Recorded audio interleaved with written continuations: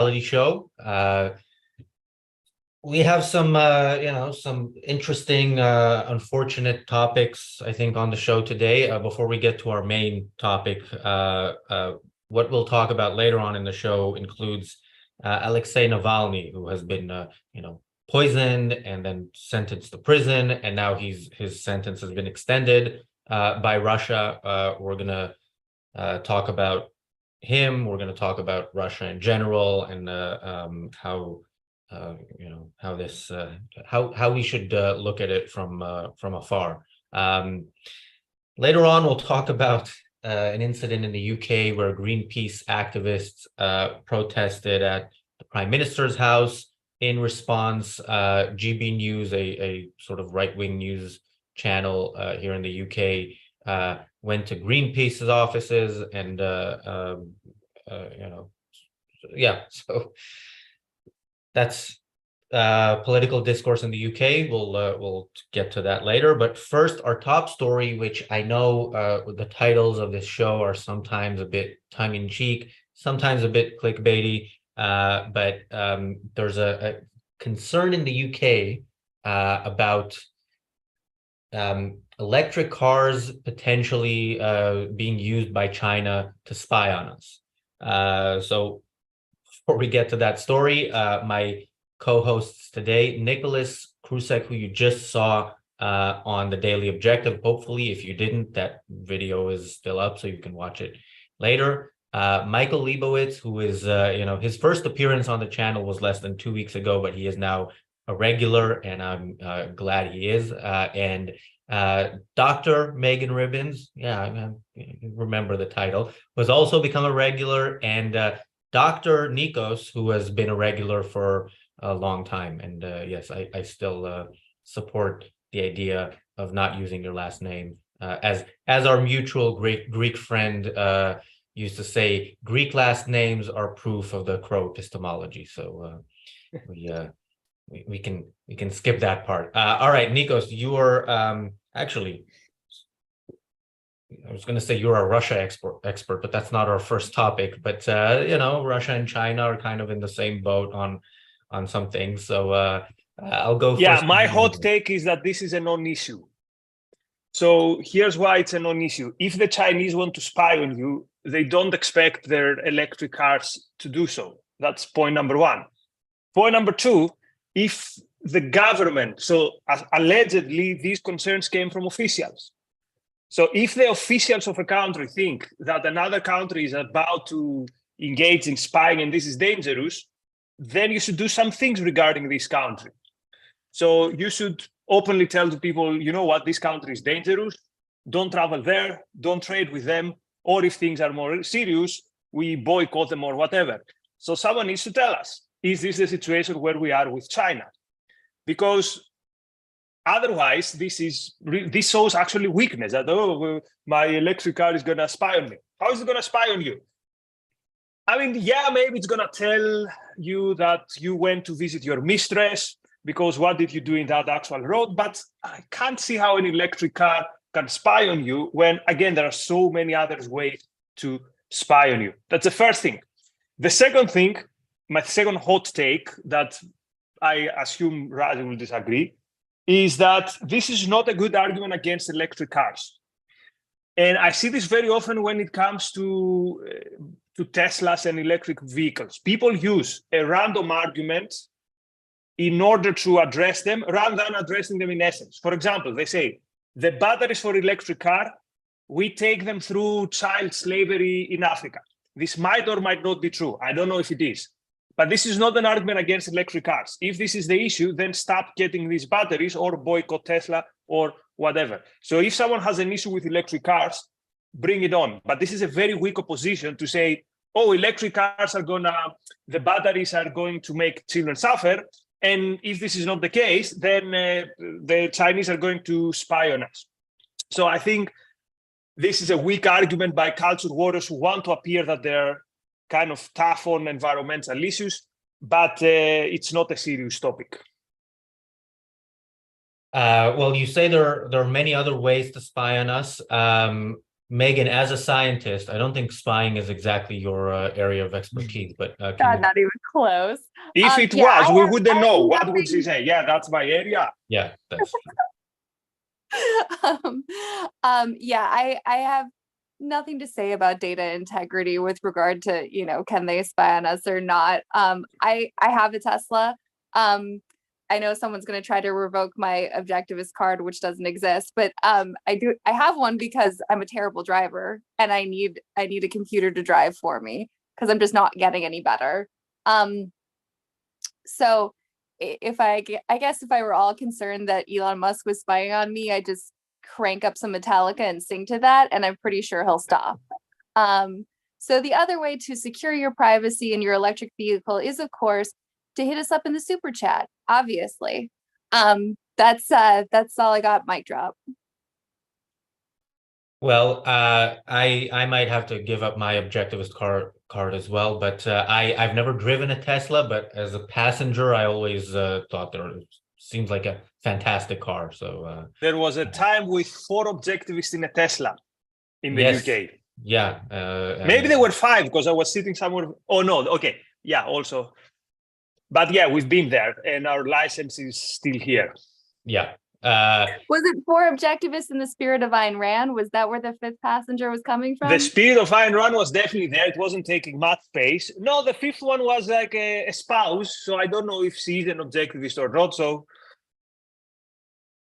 Michael, is this story gonna make you not buy an electric car or give yours up if you already have one?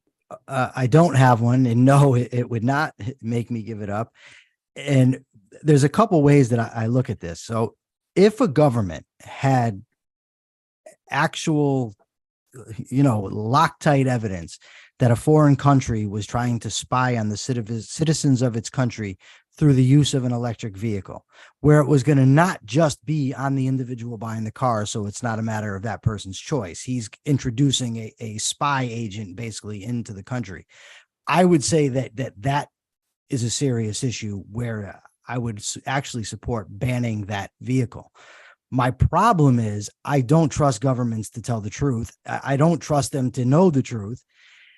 And I think that they have motivations to put information like that out there. For instance, everybody seems to have, well, I don't know about everybody, but in America and I guess in Britain, this anti-China or fear of China mentality that I don't have. So I don't think that there should be any boycotting of China. I don't think there should be any tariffs or any restrictions on trade with China. But again, national defense is a proper function of government. So if it was a legitimate threat, then I think it would be a legitimate issue for the government to deal with. Yeah, and I think I'm considering the source here, and this is coming from the Sun article, and they were quoting some government official, which on the face of it, I've never been terribly impressed with any government officials' tech savviness. So what are they really on about is my question. I mean, but there was actually something in the article where some government vehicle, which supposedly had originated in China, had some kind of tracking technology or spying technology. Isn't that correct? Yes, that's correct. But that would be a direct attack on government and not on citizens based on trade with people in a foreign country. So I think that would be a slightly different issue.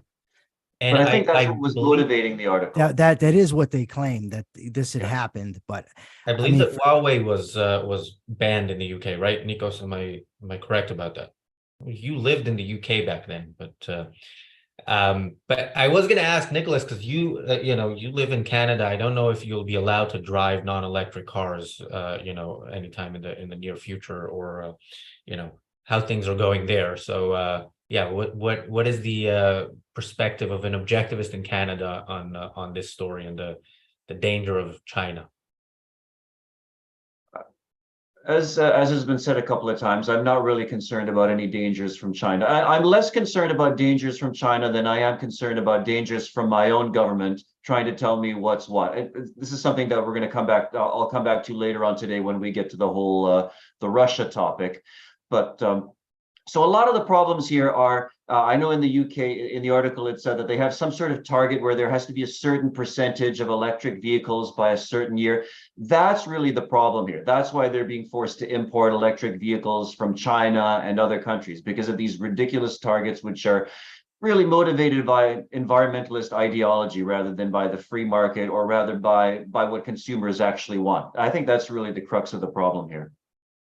Yeah, and a part of this problem might be that the government is setting unrealistic goals in its pursuit of environmentalist policies, and trying to get out of these unrealistic goals without a principled understanding that the goals themselves are wrong. You end up so something that happened here in the early 80s was Margaret Thatcher was prime minister, and she was basically at war with some of the unions, including the coal miners. And as part of that, she was pushing an agenda, somewhat environmentalist agenda, about the dangers of climate change back then. Now, Margaret Thatcher was as close as we got to a principled politician, or a principled politician with the correct principles, but she wasn't principled enough to fully stand up to the unions back then. And this government is not principled at all. And I think we're seeing that in different elements of their attempt to kind of avoid continuing to pursue the policies that would completely destroy this country, but without saying actually these policies are bad for us. Can I ask a question about Teslas? It's the one reason I wouldn't buy them. Megan, is it true that Tesla can shut off your car remotely? It's never happened to me. I'll be honest. I did exhaustive research before I got an electric vehicle. And even then I was not prepared for, like how much it costs to charge at a supercharger and how frequently you can use a free charger. And to be perfectly honest, the worst thing about owning an electric vehicle is other electric vehicle owners. Take that for what it's worth. But having dealt with a couple of them, it was not pleasant. I don't know is the short answer to your question. Wait, in what sense? Yeah. Tell us more about these other electric vehicle owners. Oh, there was just there was we had a charger at work, and there's at my work it's a shared laboratory building, so there's a bunch of small startups, each with a couple of rooms that's laboratory space, and one of the companies was actually trying to build a more, I think it was a higher capacity battery. And so we have a lot of people at work who have electric vehicles, not surprisingly. And we have one charger. It has like 2 ports and only one of them works, and you need to, like hook up to it for 4 hours to get you, 100 miles. So it was in pretty high demand. And some guy just like came up to me and started screaming at me about using the charger. I'm like, I just got here. I have 6% battery and 50 miles home. I can plug you in afterwards. And yeah, he just screamed right over me, and it was unpleasant. I don't know. I got like I said, some of the people I happen to meet as I'm charging are perfectly pleasant, and some of them kind of use their electric vehicle as an excuse, as like a sanction to be obnoxious about everything else. I think it was I never owned a hybrid. I think it was probably the same when Priuses first came out. Some were normal people, and some of them kind of saw it as a license to be awful. I don't know. Maybe they're always that way. Yeah, and regular viewers of this show will know that, generally speaking, environmentalists are very pleasant people. So this is all very surprising. But yeah, the thing is, the car needs to be also a symbol of independence, that the apocalypse comes, you get in, you go to the mountains. The mere idea that someone can remotely shut it off, I'm not saying that big tech is going to shut off my car, whatever. But the mere idea of it is a bit of off-putting for me. Otherwise, Teslas are great. The sound they make also is like Knight Rider, which has been my first non-basketball hero, childhood hero. So yeah, if there's any objectivists who you have it on your consciousness that you shouldn't have a Tesla, I'll happily relieve you of that burden. Nikos, am I wrong in thinking you secretly kind of hope for the apocalypse to come so you can go to the mountains? No, but when it comes, or if it comes, as others would put it, I want to be ready. If we get enough supersats at some point, I can show you my storage area and what I have there, but the superchat will have to be very, very generous. Actually, I shouldn't tell that, because then everyone's gonna try to siege my house in the apocalypse. You should say that. $3 off our $25 super chat goal. So keep them coming, guys. Did we have a $25 super chat goal? In which case we actually got there. No, I just made that up. You should see also my storage area during COVID. Everyone was laughing before. Oh, what do you expect? Well, yeah, suddenly now my 56 toilet rolls are not such a bad idea, right? Nicholas, any are you going other to build thoughts like a Faraday cage around your Tesla just to make sure that there's no remote tampering? Because that would look so amazing. Oh, well, if it was an option, why not? For my Nicholas, part, I'm going to go to you before we go to our super chat. I was just going to say, for my part, I'm sticking with my 2013 Toyota Corolla. The government can try to pry it from my cold, dead hands. I'm not giving it up. No electric vehicles for me. Thank you very much. Ever. Never. Michael? I'm fine with electric vehicles. I don't think the government should be forcing them, but I don't have an issue. I'd buy one if I had the money for it. Okay, let's go to our super chats. So we have a few of them. Jonathan with 99 cents, thank you, and a rose emoji. Robert with $2 says exhaustive research about an electric vehicle. Adherent of Lady Columbia says my hot take. And this is with $20, so thank you for that. One, wouldn't buy electric until they are a bit more rugged and circuits don't blow out every 6 months. Two, China's made every private entity a state asset, so I have no problem seeing 10,000 Tomahawks hit their ports.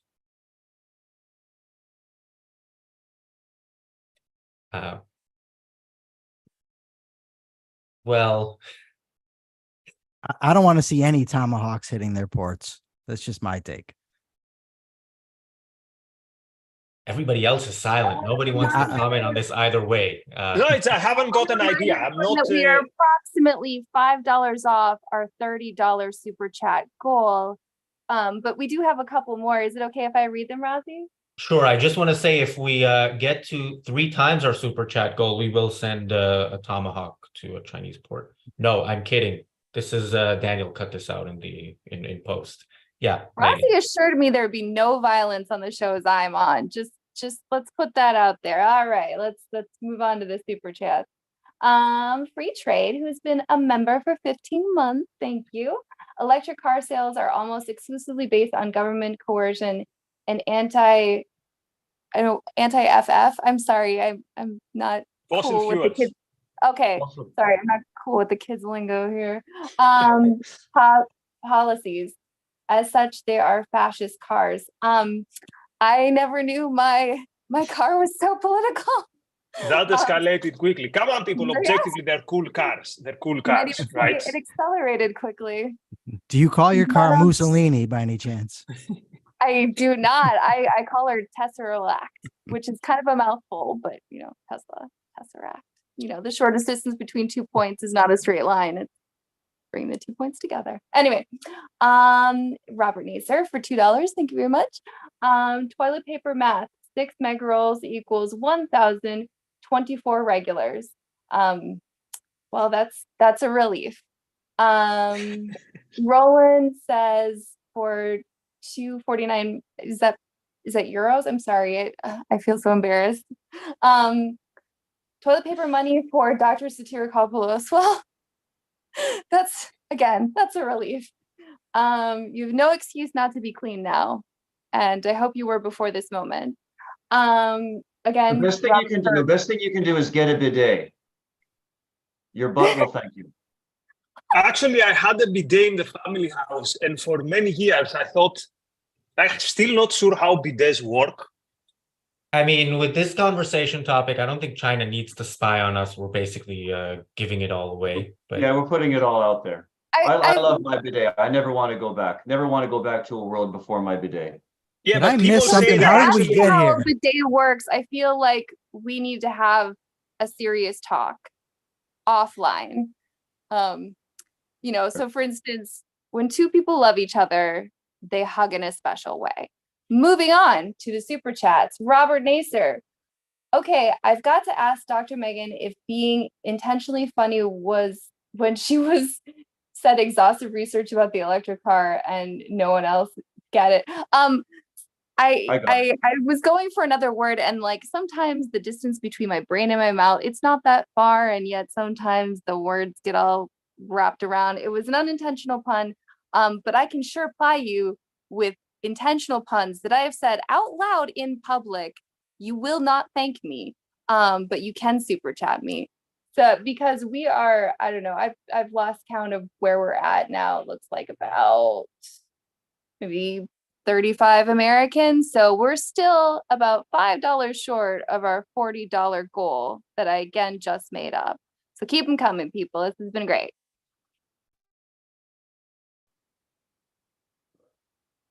Well, I'm wondering if we should continue on this topic,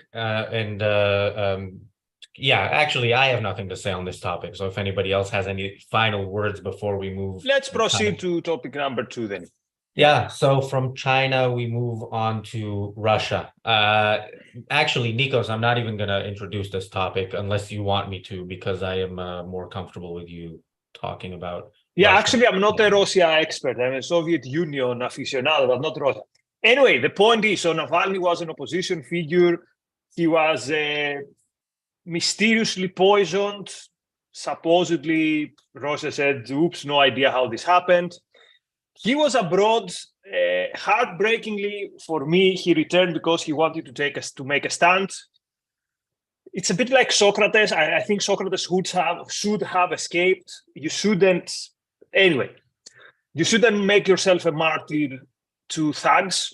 Of course, everyone does whatever they want, so maybe I'm on the wrong here. But anyway, Navalny made the case that he wanted to return to Russia, although he knew that his fate would be that the regime would go after him. And indeed, he served in a very long sentence, something like 19 years, in a penal colony. Sounds to me like a modern age gulag. Also, these thugs never changed. So what they did in gulags, they would take the intellectuals, 99.999 of them, of course, communists, and they would put them under the control, let's say, of criminals. So if we were in a gulag, they would mix the criminals with the politicals. Of course, most of the politicals were like intellectuals, soft in the context of a gulag. So the criminals would terrorize them, they would brutalize them, and they would make their life even more of a hell. So you have to be a particular kind of monstrous mind to come up with that even when you're there, I want to punish you even more. And looks like the thugs in Moscow today do the same thing. So he's going to be in such a situation. Probably as long as Putin is in prison, he's going to stay in prison. The other thing is, Putin doesn't even care anymore to even have to pretend that he's magnanimous, or that this is a regime that he feels so secure that he doesn't have to put his enemies in prison. So completely unhinged, and it's really horrifying. The other day I saw a tweet about another political prisoner who also would go to a penal colony, and his wife tweeted something like, "I'm so proud of you, you're my love," and something like that. And I thought this is what tyranny is. It ruins your life. It ruins the lives of those who love you, and these people are the enemies of life, literally. So that's all to say. And also, we shouldn't even get to did he do something? Did Navalny do something? Because anything that the Russians say, there's zero reason to believe it. If they tell you today it's Monday, you should go and check your calendar. So yeah, supposedly he's an extremist, and for extremism he got 19 years. Imagine how many years we would actually then get if we lived in a regime that throws extremists in prison. Anyway, that's all.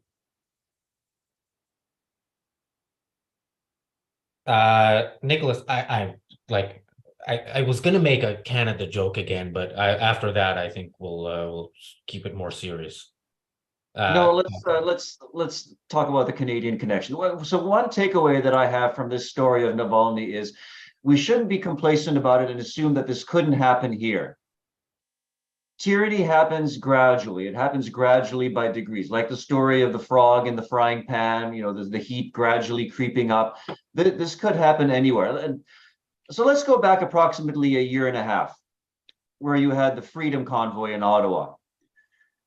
After a couple of weeks of that, Justin Trudeau invokes the War Measures Act, or the Emergency Measures Act, whereupon he proceeded to freeze the bank accounts of Canadian citizens, not just the people who'd been participating in the protest, but people who had donated to the protesters, people who had nothing to do with the protest, but who had willingly donated their money through GoFundMe or whatever to support the truck drivers. Justin Trudeau froze their bank accounts, took away their debit cards, their credit cards.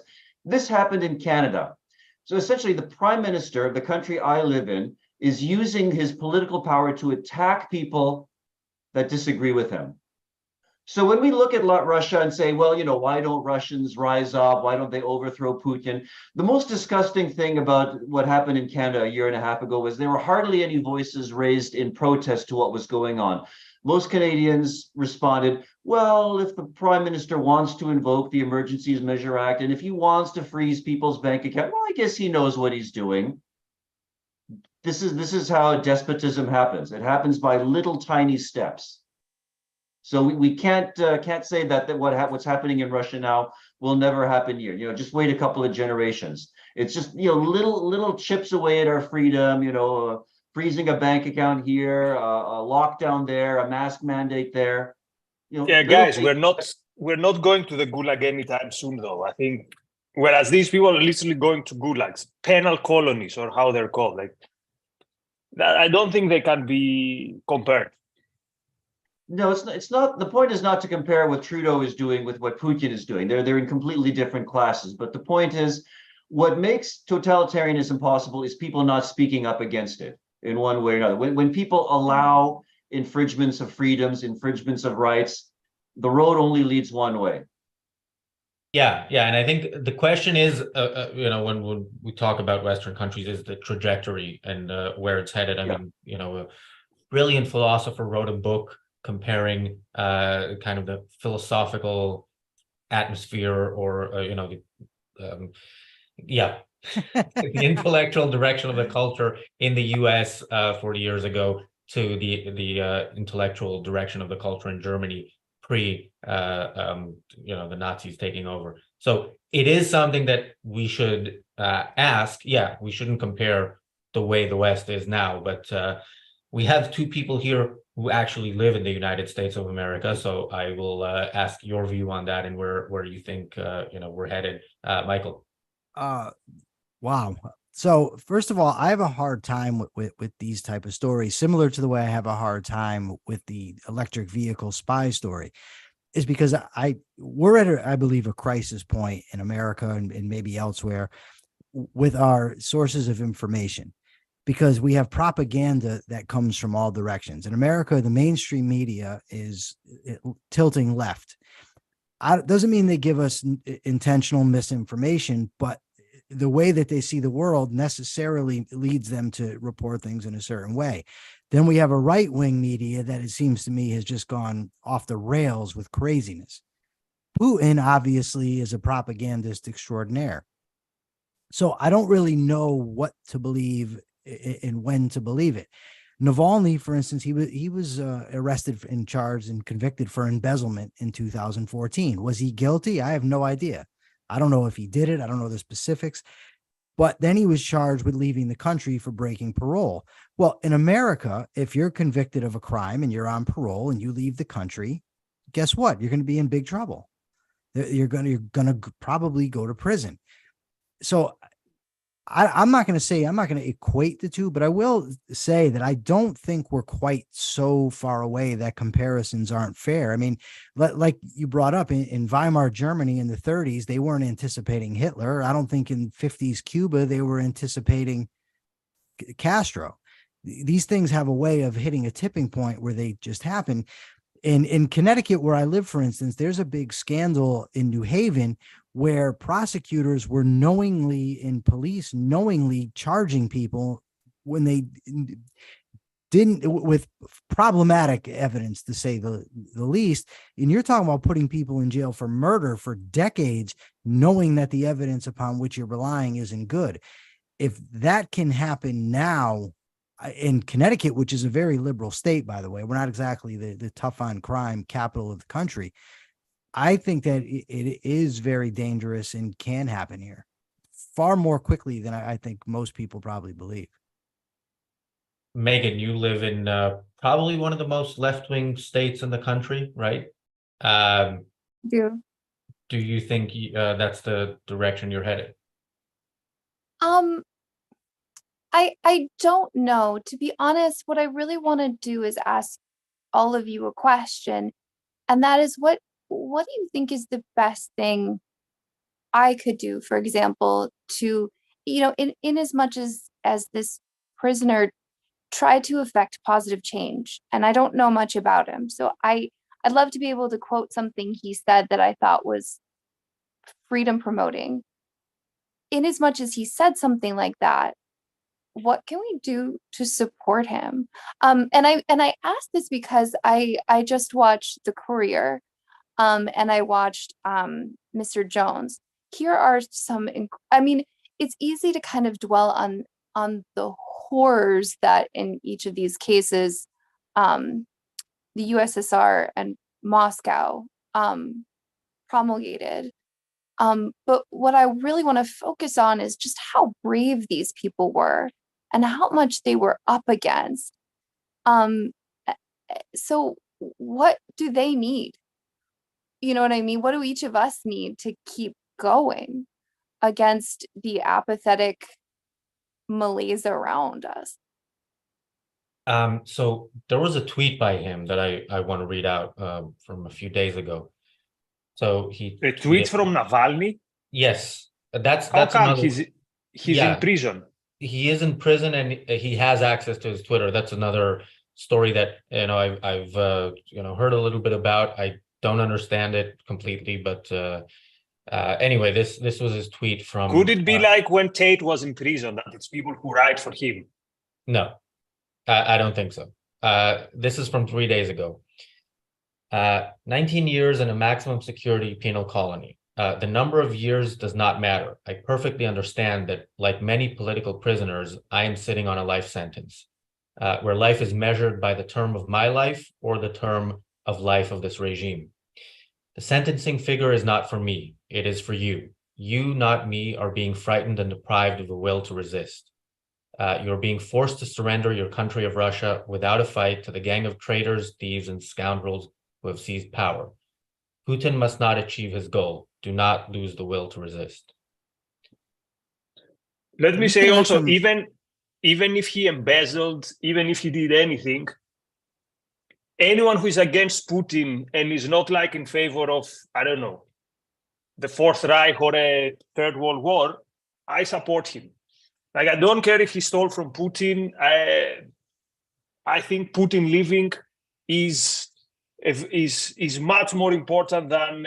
And again, I don't believe Putin in anything. I don't know if he embezzled, but Putin telling me that someone embezzled is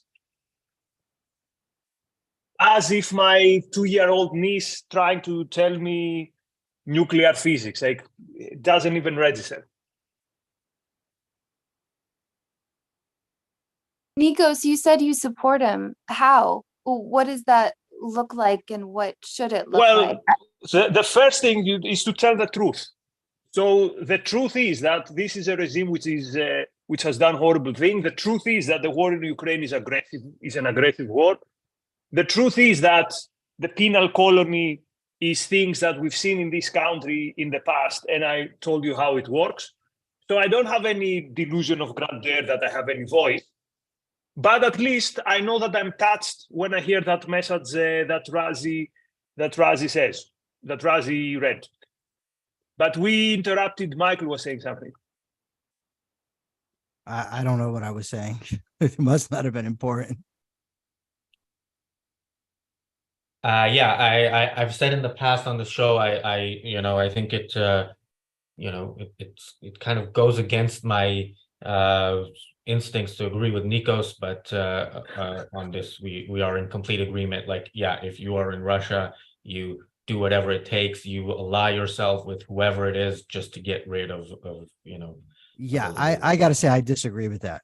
I couldn't disagree more with that idea. I'm not saying we shouldn't support this guy if he's in prison wrongly, to get him out of prison or to condemn Putin.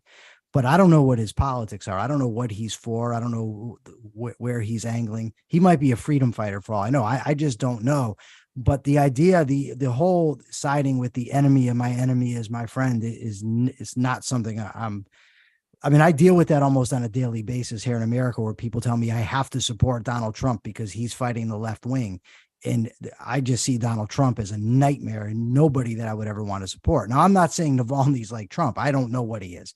I'm just saying that the idea that just because somebody opposes somebody that I think is a monster means I should support him, I think that could lead to very catastrophic consequences. So I agree we've seen it in the past, right? We've seen it with Iran, for example, where people rush to support Khomeini. But here's the difference. With Khomeini, there's a clear writing in the wall. Like, hey, I'm for a theocracy. Khomeini didn't hide any of these things. Like with Navalny, I don't see anything like that. So with the little information that I have now, it's very difficult for me to think someone who could be worse than Putin, except like, okay, we don't mean figures like, I don't know, what was this guy, like Zhirinovsky, or like people who, or Dugin or whatever, but within the normal... There's a difference when you're in such a situation. Like Russia is not the same as America today. You are in a situation where it's, there's nothing, if you're trying to escape a Nazi concentration camp, then your friends or everybody else who can help you escape that camp. So I think there does come a point in tyranny like they have in Russia with such an evil dictator that the enemy of your enemy is your friend until you get rid of that enemy, and you have to understand that's the context. It's Razi, I got to say, I think your analogy fails. I'm sorry, but I think it fails, and I'll tell you why. If I'm in a concentration camp, I'm immediately pressed to get out of that concentration camp and do whatever I can. But we're foreigners. We're speaking about what's going on in another country and whether we should support political figures in another country. We're not faced with the same dilemma that the person in the concentration camp is faced with. America has a history. Iran was horrible, so we sided with Saddam, but then we have to go to war with Saddam. We sided with the Russians in World War II and then had a 40-something year Cold War that we had to fight. We backed the Mujahideen against the Soviet Unions, and then they end up with bin Laden and hitting the trade towers. Those decisions, when we try to do that, I just think to turn out too often to be very bad. And again, I'm not saying Navalny's that. I could be changed. If I found out that he was some type of objectivist crusader or maybe a modern day Thomas Jefferson, I would be completely switched. And I'm not saying that we shouldn't fight for him to get out of prison. What I'm saying is that I wouldn't support him in his political leanings or his political goals. There's a distinction between supporting his political views, which we don't know the nature of, and simply supporting his right to a free trial or his right to rule of law and justice. Yes, that I think we can get on board with. Absolutely. Yeah, I would go as far as saying I support him in his any efforts he makes to remove Putin, but also I'm thinking from the perspective of somebody in Russia today. By the way, if you are actually in Russia, I'm a big fan of running if that is the kind of situation you are. You don't need to stay and fight. There's no heroism in sacrificing yourself. An individual is more likely to live a good life and have a better impact on on the situation in his country if he leaves than if he tries to fight there. But within the context of fighting there, there's also the question of how far gone is Russia. I think if we talk about North Korea, we might agree more that people are immediately your allies in North Korea if you are against the regime, just because they are also against the regime, and then where you go beyond that is at least you're alive. That's the goal at that moment. Okay, super chats on the topic. Yes, we have. I think we had a previous super chat on a previous topic. Megan, do you want to read them? Are you following the super chat? Let's see. The most recent one is from adherent of Lady Columbia, 20 US greenback. Thank you so much. Strangeness of our time stems from the death or neutered concept of monoculture. The internet has made the once monolithic university hegemony die. As fourth, fifth, and sixth generation objectivists, this is the challenge of our age. You guys want to follow that up?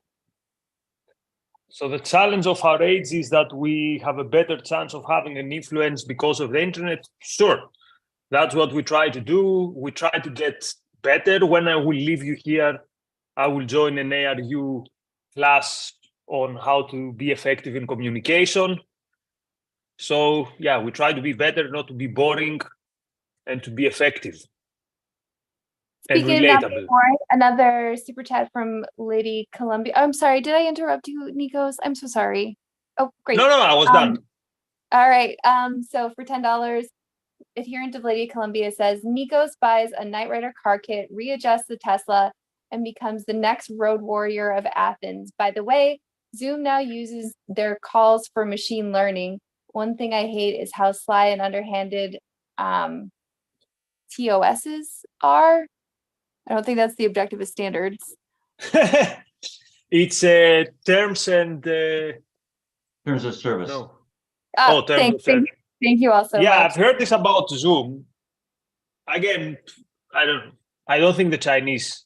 There's anything about me. First of all, I don't think the Chinese care about me. But even if they did, I don't think there's anything of importance that they don't already know. But thank you very much, whoever that was. That was a compliment of comparing me with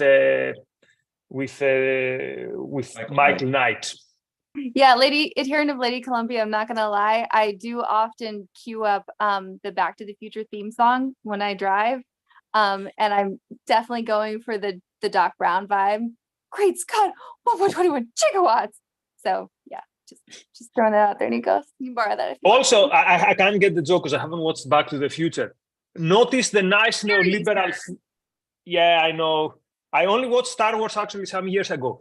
Notice the neoliberal theme in Knight Rider, right? It's like a private police, but not like an anarcho-capitalist type. They can't use violence or arrest, but like a first level, like private service in cooperation with the actual police. So I think it fits perfectly the Reagan era. So Knight Rider is excellent aesthetically, stylistically, politically.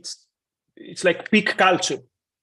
Yeah, I stopped listening after you said that you don't remember Back to the Future. All right, people, super chat. No, I haven't watched it. Not I don't remember it. No, not listening. People super chat for Nikos to rewatch Back to the Future Toronto. But I haven't watched it even once. How would I rewatch it? That's what I've been saying. Well, that's what I'm saying. You need to watch it and then watch it again. That is your penance. Oh, I see. You're welcome. Speaking of super chats, I think we're $999,930 off from our $1 million super chat goal. So almost there, people. All right, the last topic. We have to do this one, right? So Greenpeace protesters, yeah, we've been talking about Just Stop Oil. There are other environmentalists here in the UK. Greenpeace protesters protested on the roof of the Prime Minister's home because he's allowing. Okay, that's not accurate. It's not his first home. One of is a home that he owns, right? Yeah, but it's not that. It's one of his homes. He wasn't not his there main at the time, is what you're saying. Yeah, no. I think also it's not his primary house. All right. Yeah, there was a term in the article that I didn't recognize. Maybe it's a UK term. It was something called like a class 2 home, or does that make any sense to you guys? Not really. I can't afford a class 1 home, so I don't know what a class 2 home is. So Well, you can afford a class 2 home, maybe. But anyway, okay. They protested at a home that he owns, and over the fact that he's allowing some oil drilling in the UK. So GB News, the right-wing news channel, went to the offices of Greenpeace, and the reporter was unpleasant to them. I mean, I don't know. I'm thinking of the best word to describe political discourse in the UK, but I know some of our panelists here don't like it when I use the word retarded, so I'm gonna find another word. A perfect word. That's a perfect word. All right, we have. I think I know the opinions of 4 of us. Michael, you're the you're the tiebreaker here. I don't care. It doesn't bother me any. Well, what other word can you use to describe the justification of Greenpeace? Oh, this was a peaceful protest. We peacefully assembled on somebody else's property, uninvited, without permission, and we just peacefully happened to sit on his roof and unfurl some banner or something or other. This again, it's the inability to conceptualize force and peaceful protest. Yeah, you can protest peacefully on your own property, not on somebody else's property. As soon as you're trespassing, that's an act of force. It's an act of violence and should be treated as such. Yeah, that's a good point, Nicholas. I remember from the article, the leader of the protest went out of her way to say that they made sure that the Prime Minister would not be home. And I didn't find that real plausible. If you were looking to protect his privacy, you would protest at the Prime Minister's office. Am I off base there? No, they just wanted to make sure that he wasn't home so that they would get away with it. It's not like they were trying to protect his family or protect his privacy. Clearly, Greenpeace doesn't care about that. They just wanted to make sure that nothing would interfere with their little stunt. Right. So by the way, Greenpeace is go on, Razi. Very quickly, just ARCUK's resident expert on British English, our producer Daniel, says that a class 2 home is an apartment building and class 1 is a house. Okay, but this was a mansion. At least from the photographs and from the video footage I saw, this was a mansion that they were protesting. That's what they called it. It was his mansion. In the article, it said that this was a mansion. First of all, it's creepy if someone finds one of your homes. Again, home visits, and work visits, there's only one institution which is doing them, and that's the mafia. That's or people like the mafia, like hooligans. This is the kind of stuff that visit you at your home.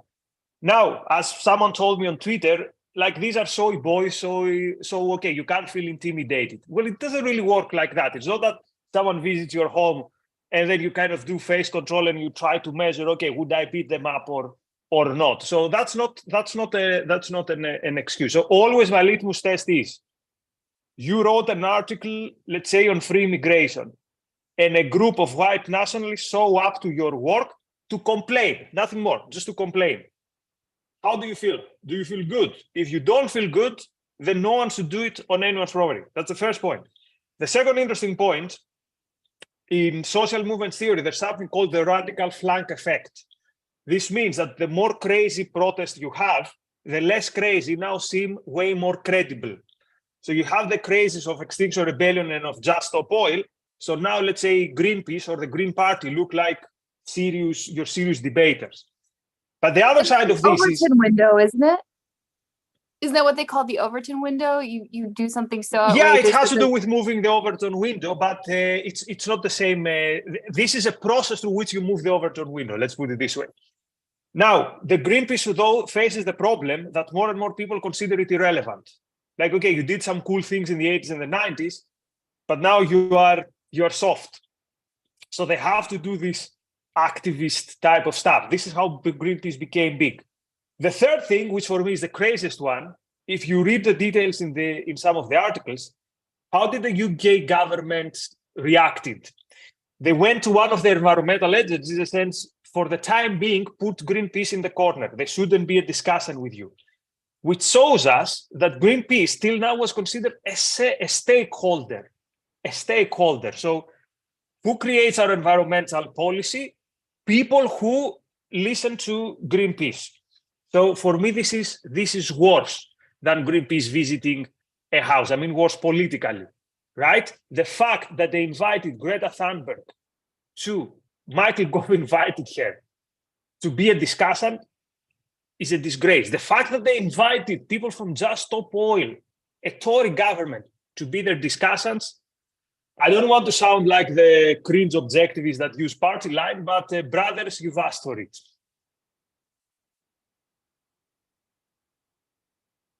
Yeah, I'm with you. The Tories deserve to lose. Michael. I don't know much about the Tories, but I do know about property rights. And it's just that I think Nicholas said it. This is just a clear-cut case of a property rights violation. It wouldn't matter to me what I happen to disagree with their politics, but it wouldn't matter if I agreed. If we had a bunch of free market capitalist supporters who did the same thing, I would oppose it. And I'd also call them hypocrites because they would be violating their principles. It's just, it's not their property. It's his, whether he's there or not. They have no right to go there and they should be punished for it.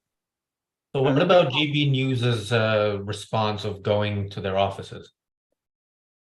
Were they invited there, or do they have permission to be there? No, If they not, weren't invited, and that's actually the point. When this journalist went to their office, the Greenpeace office, and the young woman said, "Oh, you weren't invited here." He said, "Oh, well, that's ironic because you weren't invited to the Prime Minister's." And then he just went in and proceeded to make himself a cup of tea. Yeah, he has no right to do that either way. Yeah, I to be honest, I found the gimmick kind of beside the point, right? He's pointing out the fact that they're using good concepts like property rights, and you know what I mean, for their own purposes, and then flouting those same concepts when it suits them. But I think there's something much deeper there, right? I like when they want to stop drilling for oil, it's not at all clear what the positive vision is. You know what I mean? If they wanted less to use less landfill space, right? Well, what you'd probably do is some research on methanogens that convert solid municipal waste into natural gas that you could use to power generators, which I've done. I don't think they're doing that. Or you might research microbes that can actually make plastic the way we make fat. I've done that. It's really expensive, which is why it's not a huge thing. But they're not doing that, right? As far as I can tell, there's no actual positive vision for what they'd like the world to look like as a result of their efforts. And to me, that's the biggest problem I have. Now, let me be clear. If someone just came to my house and draped a sign over my roof, I would be terrified. And I think I'd be right to be absolutely terrified of that. But it's the issue of not pursuing a positive vision is, I think, one that we ourselves are kind of guilty of. And I think that can be really dangerous. You know, it's why, Nikos, one time I asked you when you wrote your most recent book, like, what do you see as the best possible thing that could happen as a result? Or Nicholas, you know, I asked you at one point, you know, what would it look like to have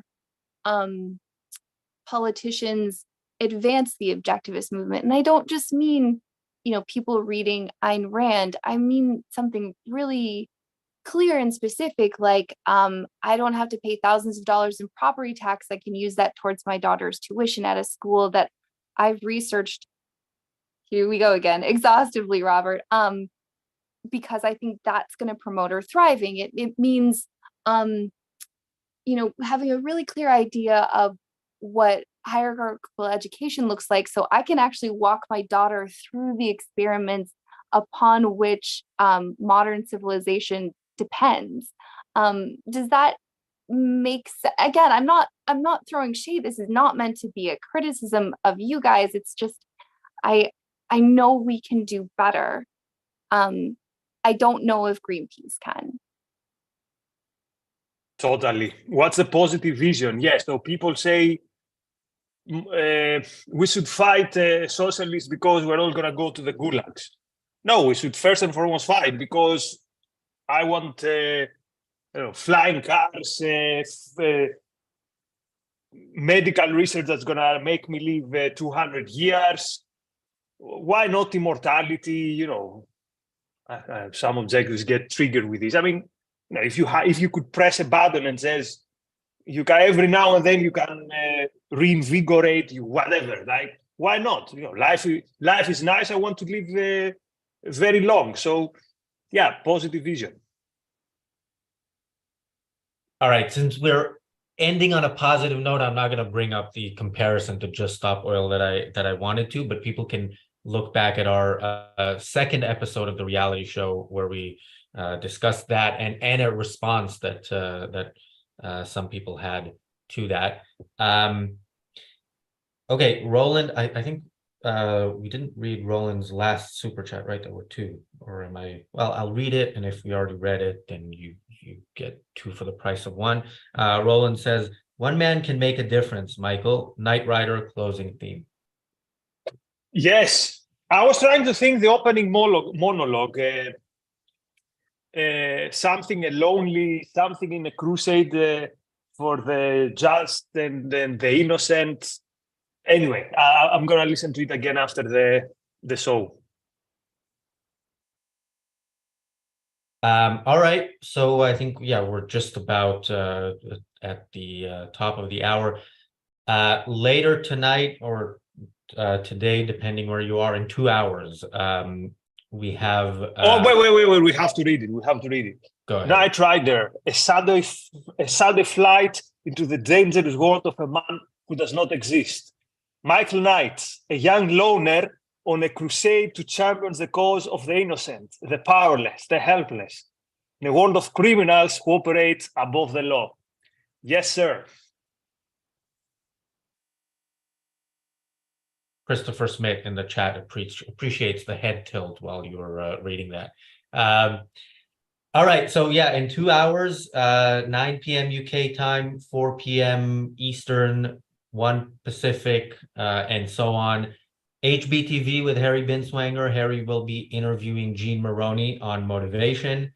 Tomorrow, we are back with the Daily Objective at 5:30 UK, 12:30 Eastern, and then 30 minutes later, we will have at the same time as today, the reality show. I'm not sure who's on yet, but I know that we will be talking among other, I know Jim Brown is on, but I don't know the whole lineup. We will, among other things, be talking about the New Hampshire Libertarian Party, which is always a despicable. You should have me on these topics. Dude, you're welcome to be on every single show. Tell ARI that you are needed on this show every day. Let's do it. Okay. We have 2 last-minute super chats. Walter Bishak says we have the 5 Musketeers today, and Christopher Smith with another $3 Canadian, which I believe is for the head tilt. So we had a great super chat day. We didn't quite make the $1 million goal, but next time tomorrow. Thanks everyone. Thanks everyone who is on the show. We have, I think, in the description you can find out more about our co-hosts, and we'll see you back here tomorrow. Thanks. Thank you, friends.